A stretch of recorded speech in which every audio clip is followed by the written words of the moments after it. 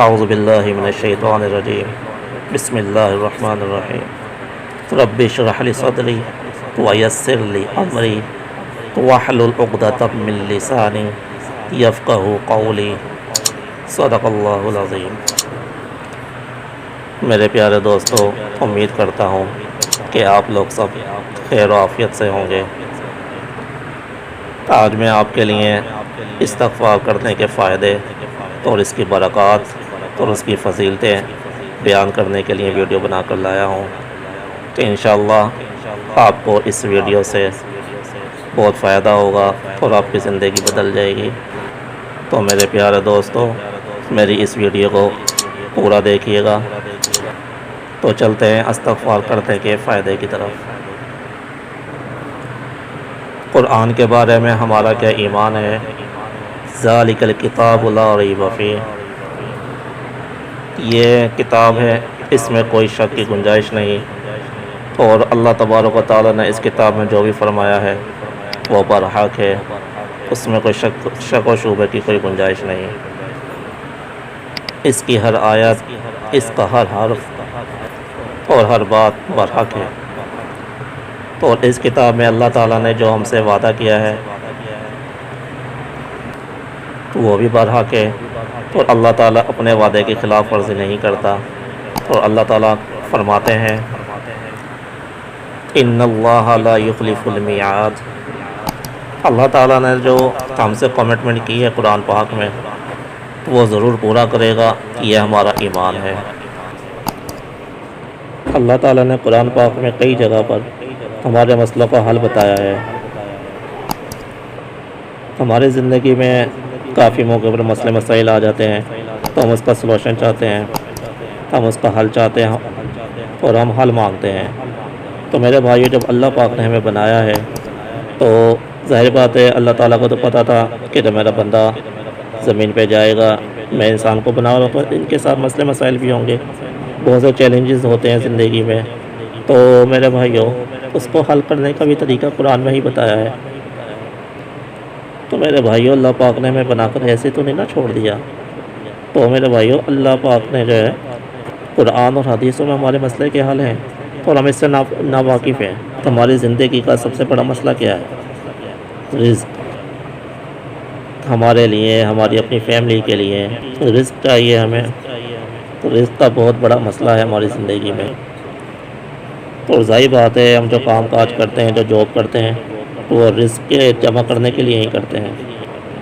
تو اور یہ رزق ہماری زندگیوں میں کم ہونا، کبھی زیادہ ہونا، اور اس رزق کو حاصل کرنا اور اللہ پاک سے مانگنا حلال طریقے سے، اور حلال رزق مانگنا، یہ کوئی غلط بات بھی نہیں ہے، بلکہ ہمیں یہ حکم دیا گیا ہے جب بھی اللہ تعالیٰ سے کچھ مانگو، دنیا اور آخرت کی بھلائی مانگو۔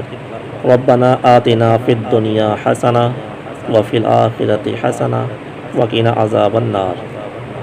سب سے پہلے ہمیں اس بات کا یقین کرنا چاہیے کہ رزق آتا کہاں سے ہے، یہ رزق کے فیصلے ہوتے کہاں سے ہیں۔ تو میرے بھائیو، یہ رزق کے فیصلے آسمان سے ہوتے ہیں، آسمان سے ہمارے لیے رزق اتارا جاتا ہے۔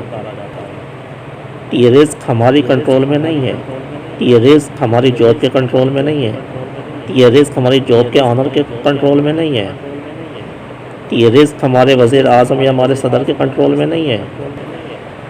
یہ رزق کس کے کنٹرول میں ہے؟ اللہ تعالیٰ کے کنٹرول میں ہے۔ ہمیں اس چیز کا، ہمیں اس بات پر یقین ہونا چاہیے اور پختہ یقین ہونا چاہیے۔ اولم یعلم ان اللہ یبسط الرزق لمن یشاء ویقدر، کہ یہ جانتے نہیں ہیں کہ اللہ تعالیٰ جس کا چاہتا ہے رزق بڑھا دیتا ہے اور جس کا چاہتا ہے کم کر دیتا ہے۔ ایک اور جگہ اللہ تعالیٰ نے ارشاد فرمایا ہے امن ھذا الذی یرزقکم ان امسک رزقہ، اگر اللہ تعالیٰ تمہارا رزق کم کر دے یا بند کر دے تو کون ہے تمہیں رزق دینے والا، یا کون ہے اللہ تعالیٰ سے سفارش کرنے والا تمہارے لیے۔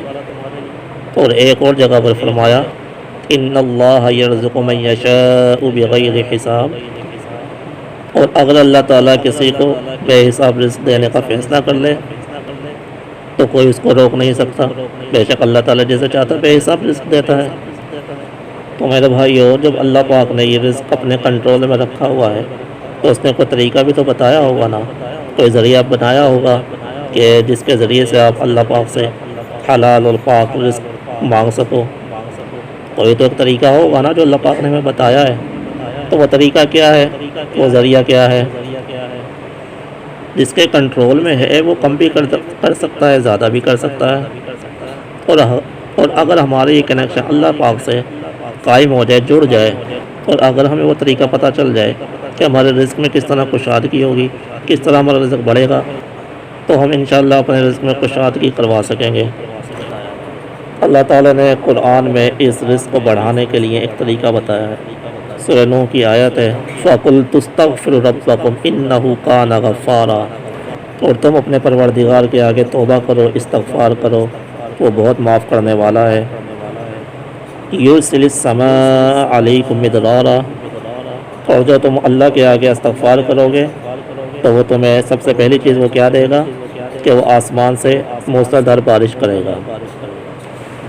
استغفار کیا تو اللہ تعالیٰ کی طرف سے کیا کمٹمنٹ ہے، تمہارے لیے آسمان سے بارش عطا فرمائے گا۔ اور میرے بھائیو، دیکھا جائے تو اس بارش سے کیا ہوتا ہے، مردہ زمین سیراب ہوتی ہے، ٹھیک ہے۔ جو ہم نے کھیتوں میں، جو کسانوں نے کھیتوں کے اندر بیج بویا ہوتا ہے، وہ بارش کی وجہ سے اگتا ہے، بڑا ہوتا ہے، فصل کٹتی ہے، ہمارے لیے کیا رزق تیار ہو رہا ہے۔ تو میرے بھائی، سب سے زیادہ ضرورت جس چیز کی ہے وہ ہمارا یقین ہے، اللہ تعالیٰ سے یقین۔ اگر ہمارا اللہ تعالیٰ پر یقین قائم ہو جائے تو سارے مسئلوں کے حل منٹوں سیکنڈوں میں دور ہو جائیں گے۔ مگر میرے بھائیوں، صبر پہلی شرط ہے کہ صبر کرنا پڑے گا اور اللہ کے آگے مدد مانگنی پڑے گی۔ صبر اور نماز قائم کرنی پڑے گی، اور آگے چل کے اللہ تعالیٰ اور دوسرا وعدہ کیا کر رہا ہے ہم سے، وَيُمْدِدْكُمْ أَمْوَالٍ، کہ جب تم استغفار کرو گے تو میں آسمان سے بارش بھی برساؤں گا اور تمہارے مال بھی بڑھاؤں گا۔ تو یہ اللہ تعالیٰ کا وعدہ ہے ہم سے کہ جب ہم اپنے گناہوں پر استغفار کریں گے، اللہ سے بخشش مانگیں گے، مغفرت مانگیں گے، تو اللہ تعالیٰ ہمارے رزق میں بھی برکت کریں گے اور جو ہے ہمارے مال میں بھی اضافہ کریں گے۔ تو ایک جگہ پر کیا فرمایا کہ جو بندہ، جو انسان کثرت سے استغفار پڑھے گا، توبہ کرے گا، تو اس پر 3 انعامات کیے جائیں گے۔ تو پہلا انعام کیا ہوگا اس پر، جو کثرت سے استغفار پڑھتا ہے تو اس پر سب سے پہلا انعام کیا ہوتا ہے اللہ تعالیٰ کی طرف سے کہ اللہ تبارک و تعالیٰ، اللہ جل شانہ، اس کو ہر غم سے نجات عطا فرما دیتے ہیں، اس کی ہر پریشانی اور ہر دکھ دور کر دیتے ہیں اپنی رحمت سے، استغفار کی برکت سے۔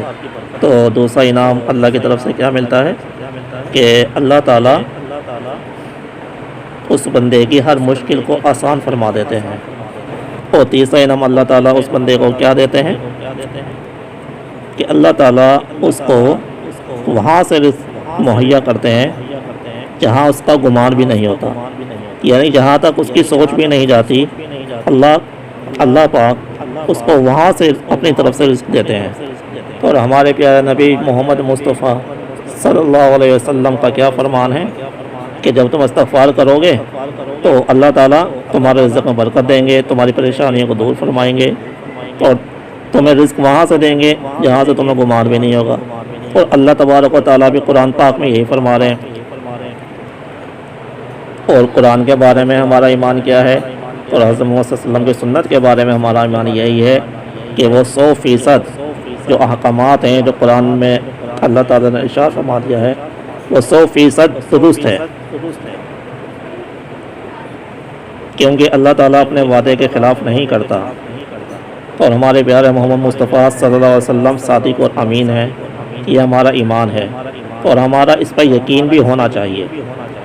اور جب ہمارا ان 2 چیزوں پر، سنت اور قرآن پر ایمان پکا ہو جائے گا، یقین پکا ہو جائے گا، تو ہمارے معاملات اللہ کے ساتھ درست ہو جائیں گے اور ہماری زندگی کی ساری پریشانیاں، سارے مسائل حل ہو جائیں گے۔ اور وہ کیسے حل ہوں گے؟ جو اللہ پاک نے اپنا رستہ بتا دیا ہے قرآن پاک کے ذریعے اور اپنے پیغمبروں کے ذریعے۔ اور میرے بھائیوں، توبہ اور استغفار کرنے کا کیا مطلب ہے؟ شاید ہم میں سے آپ لوگوں میں سے کوئی بھی نہیں جانتا کہ جو اللہ تعالیٰ سے کمٹمنٹ کر رہے ہیں، ہم توبہ کر رہے ہیں اپنے گزشتہ گناہوں پر، تو اس کا کیا مطلب ہے، کیا معنی ہے؟ تو میرے بھائیو، توبہ یہ نہیں ہے کہ آج ہم اپنے گناہوں سے توبہ کر رہے ہیں۔ مثلاً کہ میں ایگزام دیتا ہوں، میں نماز کا پابند نہیں ہوں، پکا نمازی نہیں ہوں، اور میں اللہ سے توبہ کرتا ہوں کہ یا اللہ، میں آگے میں جتنی بھی زندگی ہے میں 5 وقت کی نماز پڑھوں گا، اور جو میں نے پچھلے گناہ کر لیے ہیں، جو نمازیں میری چھوٹ گئی ہیں، اس پہ میں تو صرف توبہ کرتا ہوں۔ تو میرے بھائی، ہمارا کیا حق بنتا ہے؟ ہمارا حق کیا ہے؟ ہم نے توبہ کر رہے ہیں اللہ پاک سے کہ کل جب صبح ہو ہم فجر کی نماز پڑھنے اٹھیں، ہم ظہر کی نماز پڑھیں، ہم عصر کی نماز پڑھیں، ہم مغرب کی نماز پڑھیں، ہم عشاء کی نماز پڑھیں، تو ایسے ہی ہم پڑھتے جائیں، اور دوبارہ کبھی ہماری طرف سے نماز کوئی قضا نہ ہو۔ تو میرے بھائیوں، یہ توبہ کرنے کا حق ادا آپ کر رہے ہیں۔ تو میرے بھائیوں، اگر ہماری اس طرح کی توبہ ہوگی تو جب یہ سارے اللہ پاک کے وعدے جو ہے پورے ہوں گے۔ سمجھیں آپ، یہ معاملات جو بھی میں نے ابھی آپ کو اوپر بتائے ہیں، یہ جو معاملات ہیں، رزق میں کشادگی، غموں کا دور ہونا، پریشانیوں کا دور ہونا، یہ تبھی ممکن ہے جب ہم استغفار دل سے کریں گے اور اپنے گناہوں کی توبہ دل سے کریں گے، اور آگے دوبارہ وہ گناہ نہ کرنے کا پکا ارادہ کریں گے، تو تبھی میرے بھائی یہ معاملات سیدھے ہوں گے ہمارے۔ تو میرے بھائیوں، اگر ہم توبہ کرنے کے بعد بھی ہمارے معاملات اچھے نہیں ہوتے تو ہم اللہ سے شکوہ نہیں کر سکتے، ہم اپنے آپ کو بلیم کریں گے۔ کیوں؟ کیونکہ ہم نے گناہ چھوڑے ہی نہیں۔ تو پر میرے بھائیوں، ایسا بھی نہیں ہونا چاہیے کہ اگر ہم گناہ کی عادت ہم سے نہ چھوٹے تو ہم اللہ پاک سے توبہ کرنا ہی چھوڑ دیں۔ نہیں، ایسا ہرگز نہیں کریے گا، یہ کرنا بھی گناہ ہے۔ توبہ اب روز کریں گے، روز توبہ کریں گے۔ اللہ تعالیٰ سے میں دعا کرتا ہوں اللہ تبارک و تعالیٰ اپنے احکامات پر اور اپنے پیغمبر پیارے محمد مصطفیٰ صلی اللہ علیہ وسلم کی سنت پر عمل کرنے کی توفیق عطا فرمائے۔ وآخر دعوانا ان الحمد للہ رب العالمین۔